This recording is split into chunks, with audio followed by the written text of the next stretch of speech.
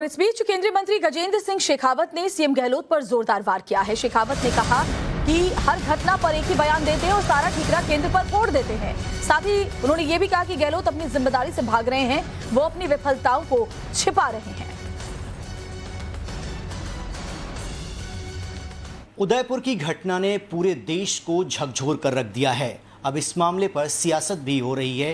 Congress party के कई नेता जो राजस्थान से बिलोंग करते हैं वो ये कह रहे हैं कि ये सब कुछ बीजेपी करा रही है।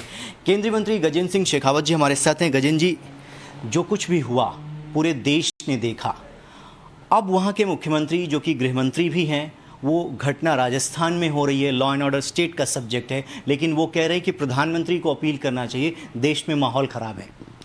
करौली में जब दंगा हुआ उसके बाद, भीलवाड़ा में दंगा हुआ उसके बाद, जोधपुर में दंगा हुआ उसके बाद और उदयपुर की उस घटना के बाद में, चार तो मैं आपको साक्ष्य सहित बता सकता हूँ। मुख्यमंत्री जी का वक्तव्य उठा करके देखिए, आपको यही कहानी मिलेगी।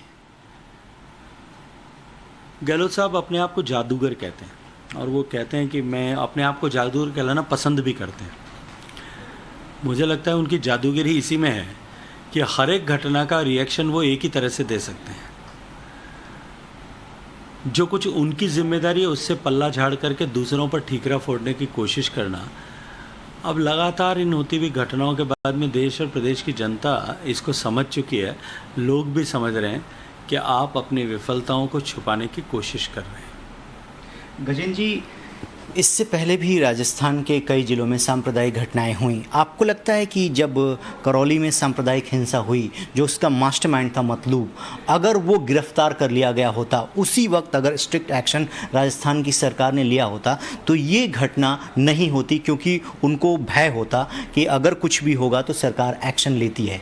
मैं आज के अखबार में एक खबर पढ़ रहा था। राजस्थान के एक प्रमुख दैनिक ने खबर छापी है कि इन घटनाओं के बाद में जांच में लीपापोती किस तरह से हुई। उसमें लिखा है 144 लोगों को नामजद मुकदमा दर्ज किया गया, केवल 34 या 37 अरेस्ट किए गए। भीलवाड़ा में भी इसी तरह से हुआ, जोधपुर में भी उसी तरह से हुआ। विषय एक मतलू का नहीं है। बूंदी में जब एक मौलवी खड़ा होकर के सरेआम पुलिस के सामने कि इसकी सज़ा तो केवल गर्दन काटना ही है, ये सरेआम भाषण देता है और फौरी तौर पर एक मुकदमा दर्ज करके और अपनी कर्तव्यों की इतिश्री कर ली जाती है। करौली के दंगे के समय में पूरी देश और दुनिया ने देखा कि किस तरह से सोशल मीडिया के हर एक प्लेटफॉर्म पर हर व्यक्ति के मोबाइल में वो वीडियो मौजूद होगा, जब देख रहा था कि किस तरह से ऊपर से पत्थर फेंके जा रहे हैं, पेट्रोल बम फेंके जा रहे हैं, किस तरह से पुलिस सामने खड़ी निरीह देख रही है, गाड़ियां तोड़ी जा रही है, मोटरसाइकिलें तोड़ी जा रही है, दुकानें फूंकी जा रही है। उन लोगों को आइडेंटिफाई करके उन सबको जेल भेजने के बजाय वहाँ भी राजनीतिक के लाभ के लिए इसमें तुष्टीकरण किया गया और जांच से लेकर के मुआवजे देने तक जिस तरह से तुष्टीकरण किया गया और उस सब को घुमा करके एक समाज विशेष की अपेक्षाओं पर खरा उतरने के लिए दूसरे लोगों पर जो है बेजा उसका जो है उसका ठीकरा फोड़ने की कोशिश की गई।